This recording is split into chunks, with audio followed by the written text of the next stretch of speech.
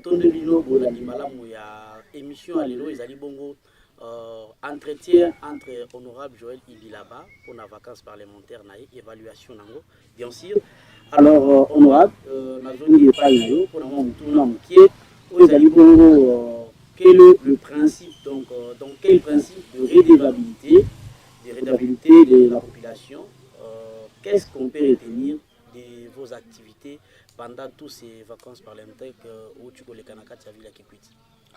Ouais, en tout cas, vacances parlementaires pour l'abus sur la députée, ils ont vraiment motivé parce que au MONU, à chaque rentrée parlementaire, nous avons un rapport des activités, la vacances parlementaires.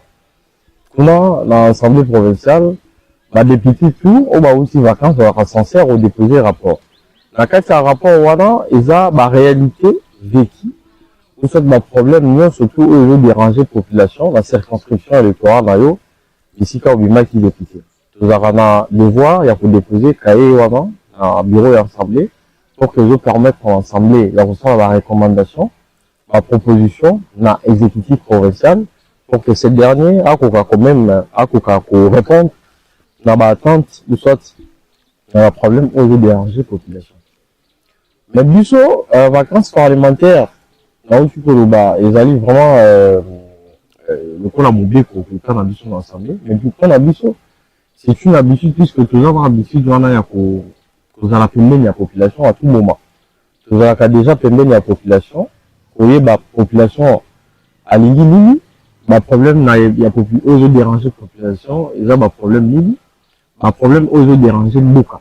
Ils ont un problème nini, à travers la fondation l'ambition. Tu as toujours présente, dans le terrain, tu travailles tous les jours, on a vraiment tout yébi, ou soit tout yébi en tout cas, le problème osé déranger la population. Mais, dans le cas de présence, personnellement, depuis que je suis là, je pense que tu réalisais déjà l'activité est belle. L'activité où les alliés parlementaires, ils ont tout ça les belle. Je pense que l'ancien qui contrôle parlementaire, déjà, ça va faire des semaines passées. On a vraiment tous les qui ça la contrôle. Il y a un service public, non surtout. Dans l'établissement public, non surtout, les gens dans la ville l'habisso. Oui, ville l'habisso, les gens vont prendre les délais. Et là, gestion à ville l'habisso, les gens mal à monter. Qui vient sous bailler bureau. Alors, c'était vraiment important parce que bureau et assemblée provinciale a déployé presque tous les membres. Il y a bureau et assemblée, notamment président l'habisso et assemblée provinciale, honorable Claude Fontaine. Na vice taillé, bon on a des membres à bureau, nous surtout balani, qui se place. Qui se place, on a tout ça, il y a contrôle parlementaire, oui, service, il y a l'État, ils ont ça les mains. Ça, les gens qui les mains. L'argent, fonctionnaire, l'État, nous, surtout, à niveau province, la bise, parce qu'au début, ville, la bise, qui quitte. Ils allaient quand même, au babin, à poumon économique, même institutionnel. Parce que, l'institution de l'État, ils allaient, il y a province, la bise, au-delà, il y a ville, il y a Bandoudou. En dehors, pardon, il y a ville, il y a Bandoudou. Donc, c'était important, parce que, membre et bureau, nous, souvent, comme à sa place. Et on a vraiment tout ça, les moussala, pour contrôler presque tous les services. Et nous avons déjà pondu notre rapport, où il y a commission et qui faut travailler. Et je pense que la session, il y a septembre, on a un réseau à la rentrée parlementaire. Et vous allez vraiment, Makambo Belé, où beaucoup de monde a interpellation, et pour ça, les délai. Au moins, vraiment, suite, il y a moussala, autre sali, dans haut état d'activité parlementaire, pendant votre vacances parlementaires. Mais là, on est allé d'activité sociale. Parce que, nous, les députés, avaient censé faire pour ça l'activité sociale. Ce n'est pas prévu ni dans la Constitution, moi encore dans les règlements, la biso et l'Assemblée provinciale. Mais tout le monde, biso, tous les bactères sociaux, tous les monde surtout, tous les bactères sociaux, biso, tous les, pour ça, la moussala, pour la conserver, parce que, ils allaient engagement, tout serment, ou tous les, on va la fondation, servir les autres. C'est toujours ça l'encadrement à Bajen, et les gens pour servir Bajen. C'est toujours ça pour lutter contre ravin et tout ça. C'est aussi servir la population. Celui qui toujours pour encadrer et couper sa formation, c'est toujours servir les autres. Donc, tous les dans optique, il y a service, dans haut état d'activité, aux alliés, dans honorable, aux assaillis dans vacances parlementaires, en tout cas pour réaliser l'activité ébélée. Au moins, que Namboka na biso ya Kipit, nous avons un sérieux problème, il y a maille. Et ça quand même incompréhensible, inconcevable que Namboka Mounene, la province na biso, le rôle à Kipit, parce que c'est la ville où ils ont la population ébélée pour les parce que tous les territoires, dans le cadre de la province na biso, il y a une, et puis toujours bien un poumon économique. Et ce côté Limboka na biso, ville na biso ya Kipit, je pense qu'ils allaient Carrefour, n'est-ce pas? Où ils allaient corrélier population surtout à les deux Kassai, pour qu'à atteindre la capitale, soit donc qu'il y a un zélé à Moutuka, aller dans la ville, il y a Kipit. Et puis, sur la capitale, la mission, où ils allaient ville de Kinshasa, en termes, il y a des produits livrés, surtout ravitaillement, des produits là, parmi les villes où ils ravitaillent la capitale, ils ont ravi la ville à Kipit. Donc, surtout aux la position stratégique aux villes, la ville à Zanango, et dans la carte de la province, et dans même la carte de Mboka. Mais pour réaliser les lots que la population a souffrir, qu'on soit maille, qu'on ait maille la comme là. La population a connu que c'est la maille où il y a plus. Alors que maille a plus, et ça la maille où il y a 10 000 microbes, la maladie est belée. À chaque fois que la population a fait la roue, elle a exposé à différentes maladies. Et qu'on y a les lots que la population a une borne de fontaine où elle a coûté. Régime de eaux a un quartier. Mosusu o acha mais na ba quartier mosusu ba commune mosusu bazali na ba pompe ya régie des eaux. Donc population a souffrir na koluzwa mai o ya malamu pour que santé na eza la malamu. Et c'est comme ça biso to après avoir travaillé na coordination la biso ya fondation pour réaliser qu'effectivement ville aza na sérieux problème ya mai bazo benga pénurie ya mai pénurie d'eau. C'est comme ça toujours une petite décision. Pourquoi pas, dans cette temps soit fait, pour apporter ma réponse au Italie, le problème, il y a mal.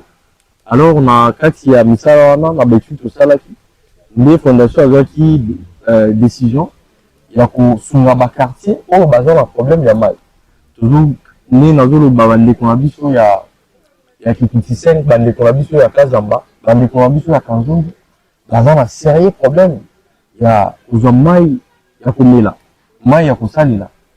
Et c'est comme ça, Torobaki, mission la mission de la fondation, ils allaient conserver Baninga. Alors, ceux qui n'ont pas la fondation, tous ont ma coquille, tous ont la capacité, il y a qu'à contribuer, n'est-ce pas? Il y a pas de problème aux populations, aux écoutes à mais pourquoi pas servir? Les deux autres qui décision, il y a conseil la bande pour la mission avec les petits 5, forage. Tout ça, les forages avec les petits 5, tout ça, les forages dans Campimba, tout ça, les forages dans Kambikobo, tout ça, les forages dans Kazamba. Mais tout ce qui va rater, toujours continuer, toujours dans le projet de forage de la commune, la côté à Kazamba, toujours bien dans le projet de forage la côté à Bande qu'on a vu sur la Major, qu'on a côté à l'aéroport, on a vu sur les alliés, Bande qu'on a souffrir, moi, il y a les athées, moi, il y a les athées, quand nous savons la maille, autre, on a bien la maille, Yanzinga et tout ça. Donc, on a toujours le balayé, population avec les petits 5, quand autres, comme moi, il y a comme là. Au forage, fondation à Sali. Dans mon contrôle, bande qu'on a vu sur la Kazamba. Dans la sous problème, il y a maïté. Parce que fondation a trouvé solution dans la problème, il y a maï. Dans le moment où toujours, bande qu'on a vu sur la Campimba, bande qu'on a vu sur la Kambikobo, bande qu'on a maï, bande qu'on a maï à comme là. Où conserver bango, pour base dans la santé, il y a malam. Donc voilà, activité à mon même activité phare au Bissopé tout Sali, dans le cadre de la vacances parlementaires. Alors, tu souffles en matin? Tout le monde qui vit sur la carte de la fondation, toujours encadré. Tout le monde qui trouve dans la bagène, mais curieusement, tu te rends compte qu'encadrement à la bagène, voilà. Et ceux qui ont la bonté, tout ça, puis dans ma papa, dans ma maman, bon, on a besoin de payer pour là.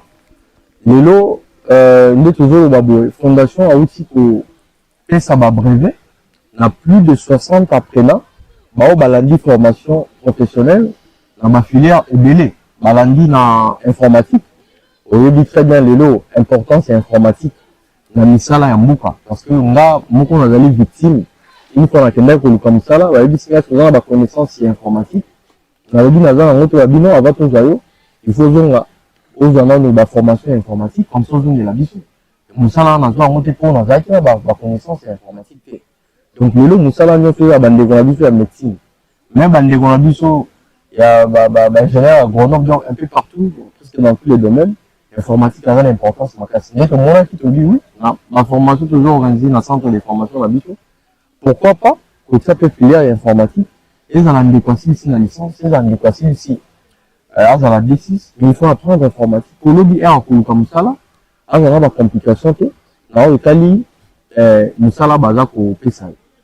Dans mon cours toujours le balélo, tout qui copier ça va brevet, à plus de 60 apprenants, bah au balandi formation, l'informatique, la coupe couture, la auto-école, et puis l'alphabétisation. Donc voilà, et oh, ils ont qui rêvent, surtout le pas d'habitude, en tant que mandat de fondation, c'est un mandat qui sont encadré à travers la formation professionnelle, mais dans mon cours quand même, tout, et si bah brevet, et le lot bah jeune, là, va papa au balandi formation, bah coquille quand même pour se lancer dans l'entrepreneuriat, bah coquille quand même pour créer bah bureautique, bah coquille quand même pour créer bah télé, il y a coupé couture, le lot bah entreprise au bah ou bah chauffeur, il y a malonga, bah chauffeur au bah yébi vraiment trop de la route, n'engue ça les baka. Le lot fondation attire la discussion bah entreprise, voilà bah chauffeur, bah oh bah yoko vraiment moussala ya kokumba. En tout cas, le lot, bah ndeko na biso bah wanda koye bah kokomate, bah papa na biso bah yeba ki kokomate kotanga. Le lot grâce à ma formation professionnelle, aux fondations à organisé, le lot bah ndeko na biso bah yebi kotanga, bah yebi kokoma. Donc ezali na lolenge wana penza toujours qu'on répond, n'est-ce pas, dans l'attente de la population, et puis toujours contribuer même dans la réponse au état du chômage, parce que bah jeune wana le lot, bah oh bah brevet, bah qu'on ça la moussala, bah qu'on se lancer dans l'entrepreneuriat. Voilà, n'est tout le monde qui n'est bandé que fondation a qu'on servir, a qu'on basser conseiller la population moussala, comment tout ça qu'on contribuer dans la bâche. Mais tout souple en matière, parce que fondation a aussi pour lancer le sous centre de formation de sous la mounene, la commune ya Kazamba. Tout le monde qui est là partout, dans toutes les communes, tout dans la commune ya Kanzinda, et l'autre tout dans l'adresse fondation à Fongoli, au bannier dans le centre de formation, la commune ya Kazamba. Pour la bande qu'on a vu sur la Kazamba, en cause de la formation, basé sur la besoin, basé sur la commune dans Zinate. Pour voir le baron, on a vu sur qui est dans qui 3, mais que c'est le baron centre et à mounene, dans la commune, pour dire que la commune au Bazali, la population Makas, notamment commune ya Kazamba, la commune Yanzi. Tout c'est le baron centre avec le baron balan dans la formation. Et puis l'autre bassin la moussala, et ça pour contribuer à la chômage, aux autres dérangés, beaucoup à la biso, il y a qui mais pourquoi pas payer la biso, il y a RDC. Merci beaucoup honorable par rapport à ma réponse, et ça un peu très bien. Alors, je m'irai quand même, tous en amont moqué, Nao Italeli, Makambu ya Mai. On le dit bien que la fondation est utile pour créer bah maï donc bah forage d'eau pour permettre maï et ça bien dans le quartier oyo bah pour souffrir. Alors pourquoi pas dans le cadre de congé parlementaire nayo pour la commune directeur il y a réside des eaux parce que les autres déjà la ville qui quitte réside des eaux ils allaient mais ils ont servi était mboka na biso pour na maï parce que ils allaient na hotel. Est-ce que aux gens qui tentaient à kende au kutana directeur il y a réside des eaux pour na kosola na na o italien ko servir maï parce que les lots balobaka liboko moko isokolaka elongité c'est na eza misa pourquoi pas pour associer aussi réside des eaux pour na kokende pour aider aussi population na cadre mususu ya nini wana. Voilà pour la première question. Deuxième kozala par rapport à ba centre de formation pour le belango pendant 1 minute 2 minutes pour na to gagner temps par rapport à ma formation pour créer les ali gratuit les ali payant inscription za au fait tout les ala mo kaniaka ou bien mampenza ou bafutaka avant au banda formation. Ouais, effectivement, bande de sur la régie des eaux, tout ça va vraiment maquiller depuis longtemps. Je pense d'ailleurs la début il y a nous, avec qui la discussion ma carte n'a DG il y a régie des eaux pour la les distributions à maille. En fait, pour ne pas faire l'avocat de la régie des eaux, bande de sur un problème ma carte il y a courant. Ma moteur au bateau salé là, ils ont et baby, ils ont sur la baïta ya malamuté parce que tout kenda qui tout cela qui n'a bango, tout là qui se place, comment qui va bien dans bango. Ma moteur aux autres permettre bango pour que bas la production ya maille, traitement ya maille et numeli, ils ont sur la condition malamuté et comme ko beba. Alors ils ont produit le sous courant ya makasité pour que ba traiter maille et belé et ba tindango d'ici qu'à borne de frontière na bango ezali. Alors ça qui biso bazo de la financement et c'est comme ça même dans ce même cadre le bela qui mokonzi la province en biso, monsieur le gouverneur tout ça là qui est quelques recommandations un représentant qui biso programme naé l'Assemblée provinciale. Il y a beaucoup de projets où les accoya pour réhabiliter surtout dans mon terroir, mais je pense que projet à moment on peut répondre surtout pour résoudre le problème il y a mal et que la courant la mission à Kakobo ceux qui les a lancés je pense que pour résoudre le problème il y a mal parce que là on a quand même un courant constant et permanent pour desservir la population surtout à Kipix là où il y a problème il y a mal là c'est jour tout cela qui n'a bango j'ai la hauteur que le tout à l'heure je ne vais pas faire l'avocat et arranger les eaux mais ce qui est vrai monter aux eaux permettre bango pour un traitement la production à mal surtout dans la période de l'angabo répondre à penza malamu parce que mai carence ya mai za kamakasi eza ko singa basa la traitement ya mai ebele ba benda mai ba traiter ba produire na ba tina yango alors que moteur eza sous na ba état ya malamu te yo permettre te ba basa la traitement ya mai ebele pour ba tina yango na ba coin ou soit na ba quartier d'ici ka ba pompe na bango ezali c'est pour cette raison eza pour ça la eza pour créer moins carence la production la maille d'ici va pompe des années. Mais c'est pour cette raison que le bas qui peut oser la bangote, pas bon, ça va moteur et tout ça, pour oser la paix Kakobo là et si on peut faire quelque chose, mais pourquoi pas, tout à la fondation, j'aurais le bilan à Fojip, où ils allaient les lots pour répondre à la besoin de la population, et comme le coup là, voilà, solution. Et dans la solution, dans la Kambamaï, donc c'est pour ça, d'être au bas qui pourquoi pas. Tout ça là-bas forage, qu'on a observé la population, pour contribuer surtout dans le problème où je déranger la population en termes de maille. Alors pour nous, Italie, ma formation en tout cas, tout c'est un groupe pendant 6 mois. Les a filière, les a niveau par niveau, je crois 3 mois. Surtout l'on dit 3 mois, ou surtout le niveau qui est dans 6 mois. On a au la malamu. Et donc, ma formation, on a tout le bas qui inscription, et par la biche, les a acquis gratuites, surtout dans l'expérience à l'IBSO. Des inscriptions qu'on a fait en haut gratuitement, et puis on a membre puis la fondation. Parce que les lots, fondation, membre ébélé un peu par-ci par-là. La formation, inscription, il y a qui gratuite. Mais tout là, vraiment, tellement, mais ça là, il y a ébélé.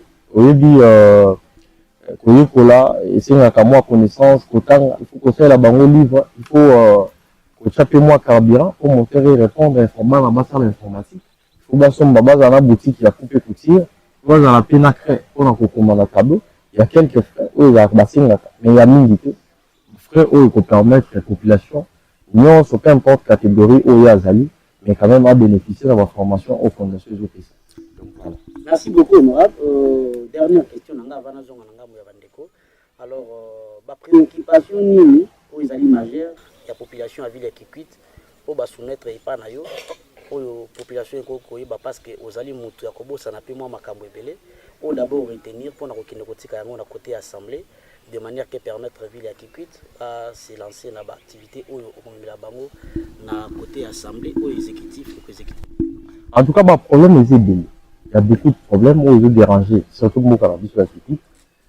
Déjà, pour dire problème criant, il y a courant. Parce que nous, il y a ceux qui courant, ils ont un boucaté. Ils ont moins pas si ça, ils sont les mandés, mais c'est nul. Même chômage, même entreprise, les lots. Moi, il y a une vie, la vie, c'est parce que il n'y a pas de l'électricité. Courant, ils ont été, l'entreprise, on va ça, la misale, ils ont été. Et puis, manque il y a courant, là, ils ont créé, déficit ébélé, la misale, ils ont même la misale à l'État, ceux qui production courant, ils ont été, moi, misale, ils ont malade, ils ont été. Même dans les hôpitaux, pour se faire soigner, c'est tout un problème parce qu'il n'y a pas de courant. Vous voyez, on a vu sur la Awa, tu vois qu'il y a des Kinshasa avec des soins de santé, alors que tout ça en ville, nous ne sommes pas dans un village. Ma première est belé, comme je l'ai dit la première fois, j'ai dérangé la population. Problème, il y a santé aussi. Parce que, aux gens on a un centre de santé dans le biseau, il y a des conditions malades. Tout ça, là, pour la mouka, qui est hôpitaux. Et surtout que la population est tellement pauvre. Moi, on fout taper en haut, par là, je vais parler à chômage. Donc, tout ça, c'est un sérieux problème de chômage. Aujourd'hui, on a beaucoup de sur le lait, est délai. bakomi kosala koluna bakomi kobotola bato biloko kobotola batelefone parce que misala eza te. C'est quand même inconcevable komona balicencié bana oyo batangi vraiment ndenge esengeli mais bazosala bakabine misusu mpe bakomi bakoluna pourquoi po mosala eza te. Mais même bafonctionnaire na biso baza kosala bandeko na biso baenseignant eza bainfirmier misusu baza na bamatricule mais salaire ezobima te misusu baza wana mais bafutaka bango te. Il y a beaucoup de problèmes dans cette vie. Et puis na oyo etali bataxe tobosa bandeko na biso bataxe te surtout baoyo balanda kolandanga plusieurs fois bafutaka chaque jour 500 francs bayebi te mbongo wana ekendaka utilité nango ezalaki nini nga nayebi ke mbongo wana ezalaki destiné ya kosala babenga yango baparking ya bamontard et tout ça en tout cas mais jusqu'alors bandeko baza koloba bazomona parking yango eza kosalema te. Et puis il y avait aussi un sérieux problème. Il y a ma parcelle, il y a l'État. Il y a côté Kama. Les lots qui kuna bateki, kuna basombi. Il y a beaucoup de problèmes qui dérangent la vie. Et il y a aussi problème, il y a mining tout à l'heure là. Et ça peut déranger les populations. Mais surtout, comme les délais, je ne saurais pas vous citer. En gros, nous avons fait tout un rapport sur ça. Où il faut permettre justement comment on peut soumettre ça dans le niveau de l'Assemblée. Pour que l'exécutif, la mission provinciale, là où était le mission des députés provinciaux, mais quand même pour répondre. Et puis comme ça, la Moussala, pour trouver des solutions dans leurs problèmes, surtout de déranger le problème, ça lui fait dans son ensemble, et très particulièrement, vu la mission. Merci beaucoup, honorable. En tout cas, c'est très satisfait par rapport à...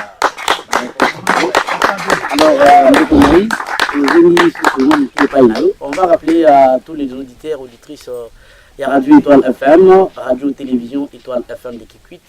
Alors, on a vu depuis Koutoumissa, on a vu depuis Visibilité Vraie. En tout cas, nous sommes en direct. On a vu évaluation, il y a vacances parlementaires, il y a honorable Joël Ibila Banamukola Lelo. Tokoni Nafin, il y a vacances parlementaires. Alors, Bisso fallait tout y descente na Katia Ville à Kikwit. Nini a réalisé en termes de vacances parlementaires parce que Banbaraso qui bokei na place population atindi bino retour na bino on appelle rapport na population ta la place na kendaki et logo na yeli bino yango voilà yango toza vraiment na kuswana honorable Joël Ibila bakona toyeba malamu nini asali na kati ya ville ya Kikwit na bandeko oyo bamona kité à travers cet entretien ndebo koyeba nini oyo ezali ki réalisation tozongi na ngabu ya papa Moïse ce qui question monsieur ezali par rapport à continuer puis to kopesa ndeko na biso chers confrères, on a quelques questions parce que les temps déjà nous a été déjà partis.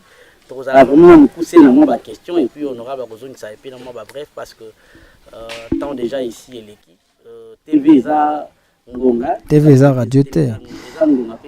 Voilà. Mais Radio Pesa Télévision T. Donc faut comprendre bon voilà. Merci beaucoup Ndeko Emmanuel. Nangambu ya tata honorable Wazali Bongo. Maire élu, il y a vu Kikwit. D'ailleurs, je crois dans APK, Assemblée provinciale, Aza Mokoya Bilingue, Mokoya Bajon. Déjà, ils ont démontré et Razaki membre du bureau d'âge. Alors, Motuna Nanga Isa Boye, ils ont toujours représenté population.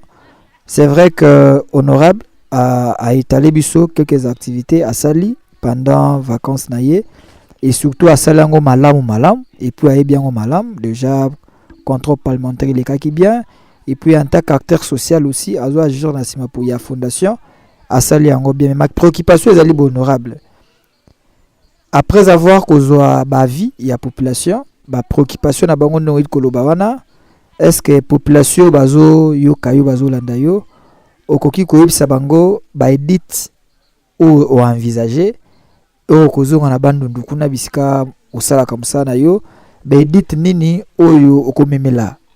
Soit au la bureau pour que la population a s'attendre à la réaction ou ils allaient peut-être urgente parce que parmi la préoccupation na bango problème à bingi ils allaient vraiment presque vu l'habitude à toucher na ba érosion alors dites nini ou vraiment aux préparer au rozozonga en septembre au lobelango pour que urgemment va trouver les populations ba solution. Merci beaucoup. Bah il dit on a les aidés parce que on un problème exactement aidé. Exactement aidé. Ils vont citer, surtout la première Baravin, qui veut déranger la population. Un problème dans le tout à l'heure est aidé. Mais comme nous avons fait un rapport, Ils sont toujours on travaille en commission. On va travailler surtout commission qui se place à la qui fait contrôle parlementaire, laquelle c'est la circonscription. Mais dans l'état libre à initiative personnelle, et que vous allez vraiment aider. Je suis en train de travailler sur ça, parce que je viens à peine pour recueillir ma donnée. Ma donnée, on a les pour permettre de travailler. Et puis, effectivement, on a rentrée parlementaire et association en septembre, et sur quelle, proposition, on va soumettre, surtout dans l'exécutif, mais surtout dans l'Assemblée provinciale, pour que population, au hasard victime, il y a un problème, nous, au Tangi, mais quand même, vous allez soulager à travers ma réponse au exécutif à propos de ça. Mais je suis en train de travailler. Pour le baron, ça serait prématuré. Je suis en plein travail. Donc, au moment opportun, je pense que la population en Roland Bisso, il y a les médias et surtout même les étoiles, télévision, radio étoile, chaîne Nabiso Moussoussou. Comment pour ça, ma proposition. Vraiment, ma proposition de rencontrer la réalité sociale de la population Nabiso. Merci beaucoup, confrères journalistes. Merci. D'abord, je tiens à remercier tous les fidèles auditeurs et auditrices de la radio Étoile qui sont en train de nous suivre à ce moment. Je suis très ravi et en dernier lieu, j'aimerais d'abord dire merci à l'honorable parce que ce n'est pas donné à tout le monde.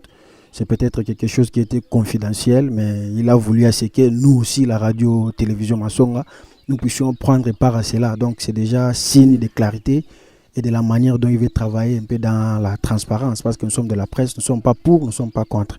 Merci beaucoup. Honorable, j'aimerais un peu savoir ici ce qui est d'abord votre secret, parce que vous êtes étant jeune, vous êtes vraiment jeune. Vous voir comme ça, pour ceux qui sont en train de nous suivre à la maison, honorable Joël, presque qui quitte, déjà, mais je sais que vous en avez jeunes. Vraiment, secret na yo na ba réalisation ya ba chose oyo ya ba makambo oyo eza kende même au-delà ya âge na yo, parce que ce que vous êtes en train de faire à Kikwit, nous n'avons peut-être pas vécu cela. Vous allez vous rendre compte que tous allez na député belé na Kwilu, même na niveau national, il y a même des ministres qui ont rien fait. Na niveau provincial et belé baloba ke ba député bazana mbongo te. Quand ils vont rentrer comme ça, oh non, biso bafouta bisoté, ndenge bafouti biso il faut attendre. Ce que vous êtes en train de réaliser, honorable, secret na bino ezanini. Wana eza mutuna na biso ya liboso. Ya mi balé honorable durant votre vacances parlementaires. Je sais qu'il y a des moments où il y a des députés qui sont à Kinshasa, qui sont dans des pullman, qui sont dans des hôtels, Africana Palace, ou à Minen à Kinshasa. Mais pourquoi vous avez accepté de faire le choix de seulement passer votre moment de vacances dans Katia Kikwit? Oh, ça peut arriver que Ngungyaro les gapé a dérangé. Ça peut arriver que courant est alté, vous avez un problème à charge, téléphone comme il bat. Mais au préféré, au Kenete Dubaï, au préféré au Kenete Kinshasa, mais vous avez accepté de faire le choix et de passer vacances nabino na Kikwit. Je crois wana bokozala pena ba réponse, je crois Yakopé Sabiso. Sinon, on aura pour courir parce qu'on court derrière le temps. J'aimerais aussi savoir si et seulement si Ezake va accorder bino lisusu 3 jours ou bien mandat moko lisusu. Qu'est-ce que vous allez réaliser que vous n'avez pas encore réalisé? Si c'était une question qui va accorder bino lisusu moi temps, peut-être que moi honorable Joël, j'étais au point de réaliser tant de choses compte tenu à temps, j'aimerais qu'il va accorder nga lisusu nini bokoki ko réaliser lisusu. Et je crois là pour chiter compte tenu à temps ndenge to loba awa honorable ba problème, ba préoccupation est tellement ébélé na Kikwit. Mais toyoki quelque part bandeko mususu bango ba député balobi que non ou mususu na ba discours na bango. Ils ont l'habitude de dire que un député musala na ye ezate ko sala ba geste ko poser ba sala ba acte ndenge bino bozo sala. Vous avez créé les centres de formation, vous êtes en train de continuer à œuvrer et à poursuivre ba œuvre na bino dernièrement, parce que moi personnellement na couvrir ba activité médiatique na bino tellement trop dès le début et ça fait pas longtemps na zaki na bino na Kazamba. Alors vous avez lancé encore centre moko kuna. Mais il y a certains députés qui disent que député Moussala naye ezalaka ba œuvre wana te. Est-ce que bino ozana ba financement mususu quelque part ou ezali solution? Donc c'est-à-dire ma problème au toujours tout en ango ma responsable au municipal ma femme na kabazo réfléchir du matin midi soir comment quand même peut-on proposer quelque chose pour soulager la population de la Bissau. Alors ce n'est pas un travail qui est facile. Il y a pour ça là. Il y a un monde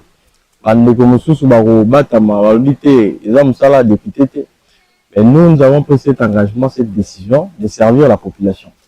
Et nous avons entamé directement une question à Souka Olobi, ce qui va 3 jours, Nini Nako, Sala et tout ça. Abisso Moni Fondation Tobando travailler avant même chose à la députée provinciale. Donc ce n'est pas un mandat électif qui va arrêter cette fondation. La fondation, Zomona Fouzik et Okufarate. Donc, il y a une idéologie qui est libéla. Tous en ont pas. Peut-être génération Moni, Bakoko. Mais nous sommes en train de former. Batko va remplacer Bissau parce que Bissau toujours comme ma histoire. Et puis, les gens Batko Bako remplacer Bissau car à la carte de la fondation. Donc, fondation est aussi la terre pour continuer. Donc, voilà notre secret. Et puis, secret, monsieur, c'est que nous avons vraiment cette soif-là de servir les autres. Et puis, tant qu'on peut, en tout cas, rien ne peut nous empêcher de le faire pour continuer pour servir. Alors, Nao Etali, député au bazar, nous vacances et tout ça, ils sont préférés tous dans la carte de fief électorale. Mais il ne faut pas oublier que mandat, tout ça, il y a une population qui nous avait donné ce mandat. Tous les lots députés parce que tout va voter qui Bissau. Je ne pense pas que quand un membre de la fondation va voter Bissau, je vais mettre tous à député les lots. Non, mais il y a ces gens-là où ça la qui Bissau confiance. Et tu vois, on a besoin, on a Bissau, Bayoka Bissau. Et Bissau peut tous vraiment on a besoin pour Yoka Bango, pour Moussala, toujours ça là. Et ça vraiment Moussala la population. Et ça Moussala ma Bissau. Après ça, Bissau mandat pour représenter Bango, pour défendre Bango, pour lober la Bango. Alors, quoi depuis normal, à chaque fois que tu fais ça, toujours de la bango, on a ça la bango contre Randy à Moussala, tout ça là. Et puis, qu'on soit sous problème au bazar d'ango, il y a coupé sa bisou, pour le BR pour Kende. Tu vois, comment qu'on sait la bango Moussala. Donc, c'est tout à fait normal que tu sois là-bas. Au bazar, Kende, là-bas, hôtel, voyager, qui pour tout. Donc, à ces populations, les lots, bazar sous dicté. Il faut comprendre qu'effectivement, bazali batuko bayaka kosomba bavoie bayaka effectivement aye voilà la période de la campagne électorale très souvent wala komona bango bakoya ebele et puis komona bakoya bako bayebi que basombaka bavoie donc bazata na redevabilité mon côté soit ayebi ka pesa li mbongo na ye asalaki corruption soit asombaki bavoie ya bato soko akei aza komi lobela que bavoie mandat naza nango nasombaki. Alors, à ce moment, on a intérêt à rejoindre la circonscription électorale. Mais où il y a Bissau, il y a la corruption pété.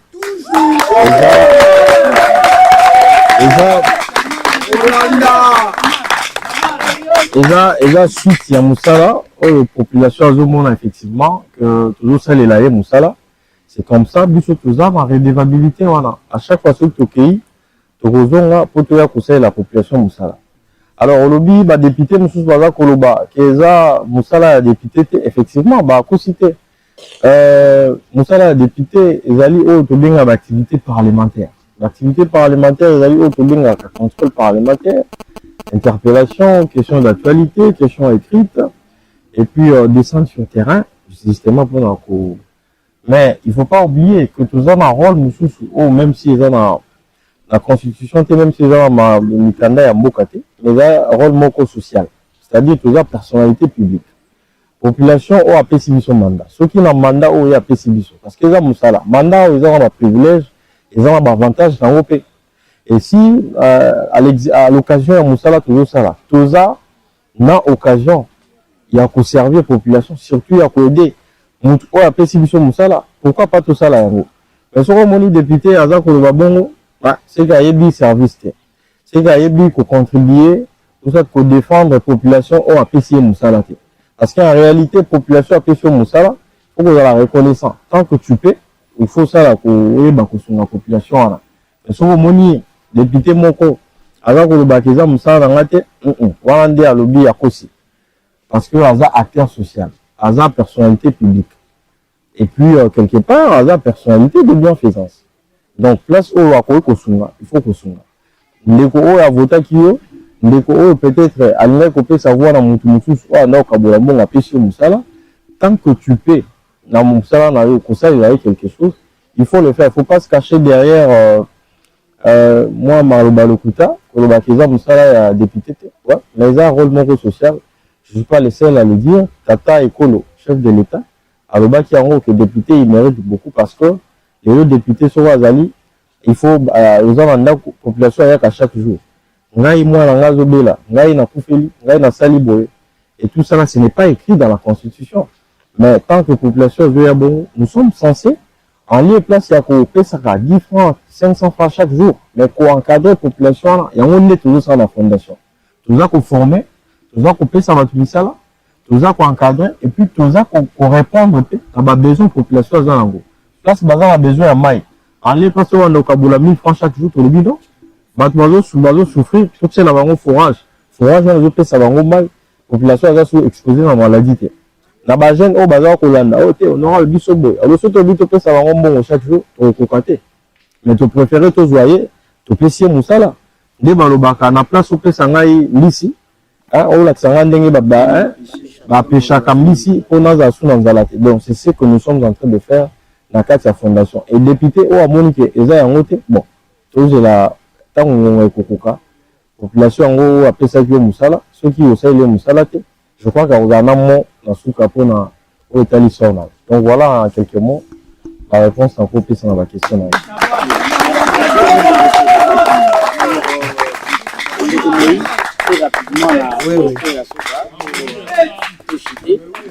Je crois que question nanga peut-être et que Libanda ya lisolote et ça toujours na kati en tant qu'élu honorable. Je crois bande ko ebele baza na bosenga bayokayo avinayo par rapport à la tenue à la 13e conférence des gouverneurs, où Tata Mokonzi alobaki kozala bongo na Kwilu, sans pour autant déterminer le lieu précis. Hein. Alors, connaissant, tous en a deux villes, la ville de Kikwit, la ville de Bandundu, malgré Aza chef lié à l'institution, mais Avina en tant qu'élu, Eza Nengenini. Bon, Gaï, très sincèrement, en tant que député provincial, na lingate côté les mélao, Eza évidence. Je pense que devant l'évidence, nul ne peut tenir. Alors, évidence, c'est aboué. Activité autour de ça là, il y a conférence des gouverneurs dans la province d'Ambissou. Et ça, activité mounelle. Il ne faut pas tout le monde en gros le cours et le comme qui. Je pense que c'est la deuxième fois que c'est dans la province d'Ambissou. Alors, Malibossou, tu peux poser ma question. Que c'est dans la ville qui quitte. Je pense en tout cas, sans qu'on ait tendance politique, mais surtout pour nous respecter l'institution en Bokanabiso, que ceux qui activité on a limite tout ça là on a dingue il faut tout ça là on a vu la qui quitte. Pourquoi? Parce que vu la qui quitte les lots, comparativement on a vu la biso avant de nous les chefs liés à l'institution provinciale, les alliés dans l'infrastructure sociale est belle. Pour nous koyamba la délégation ou pour participer à l'activité. Sur le total, l'infrastructure, ils ont la capacité d'accueil. Il y a la délégation, c'est la ville de Kikwit qui mérite d'organiser l'activité à l'Olenguana. Mais si vous avez habité, je pense que c'est vraiment de l'apanage, il y a le premier citoyen et la province qui va justement prendre cette décision en synergie peut-être dans ce président Ambissou et l'Assemblée provinciale. Et moi, je pense, en tout cas, très sincèrement, si ceux qui ont lingué vraiment l'activité, ils ont la réussite totale et que tous ont la certitude au Italie, capacité d'accueil, l'infrastructure, c'est conférence économique au Salima, je pense qu'il faut battre la ville à Kipit. Mais alors, voyons voir comment les choses vont se passer. La lingué Kocham Maloba, on a tata gouverneur, et nous avons des décisions, on a présent peut-être l'Assemblée. Mais je pense qu'en tout cas, la ville qui mérite d'organiser cette activité, cette grande activité, c'est la ville qui quitte, suivant l'infrastructure, au hasard, on peut accueillir, soit qu'il y a une délégation. Pour monter que ça vient que j'allais, gouverneur, délégation, gouverneur, tozali na ba président ya l'Assemblée provinciale, na ba délégation na bango. Tozali na ba membre ya gouvernement national. Tozali na ba conseiller, ba équipe, ba délégation à Tata école bakoya. Tozali na ba investisseurs bakoya. Tozali na ba invité bakoya. Mais je ne pense pas que ceux qui battent la nyonso baye na ville na biso ya bande de la capacité ya koyamba bango nyonso. C'est en connaissance des causes. En tout cas, moi je suis réaliste. Je pense que la ville qui mérite accueillir cette grande activité, c'est la ville de Kikwit suivant l'infrastructure au hasard. Merci beaucoup, honorable. Merci, frère Moïse. Merci à notre confrère de Massonga, bien sûr. Alors, honorable, message na yo asuka ezali nini na bato bazana rolanda yo tokomi na suka ya émission na biso évaluation de l'honorable.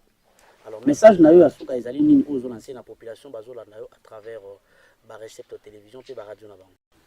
Na bande ko na biso bazolanda biso na lingaki nanu en tant que député provincial élu ya ville ya Kikwit pour que ça bango nanu merci ebele na confiance au bazo sala biso na kati ya ville na ndenge bazo accompagner ba activité au toujours sala na kati ya ville ya Kikwit.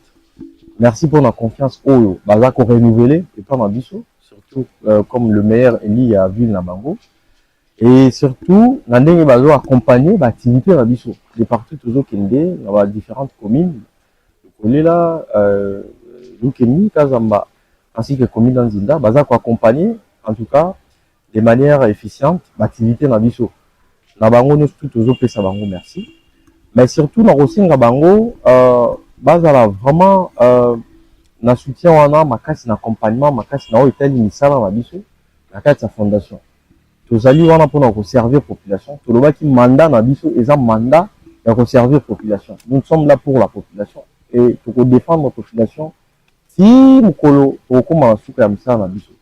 Et puis je pense que population aza lelo ko réaliser effectivement que aza na torté ya kosala moi na bango jeune na bango alobi jeune mais costaud na ndenge azosala bango musala et je pense que le baza ko réaliser effectivement que baza ki na tort te ya kosala biso confiance na musala baza na musala toujours ça la bango. Alors eloko na osenga bango ba continuer ko soutenir biso ba continuer ko sala biso confiance et puis to teli bango misala ebele to teli bango par centre de formation.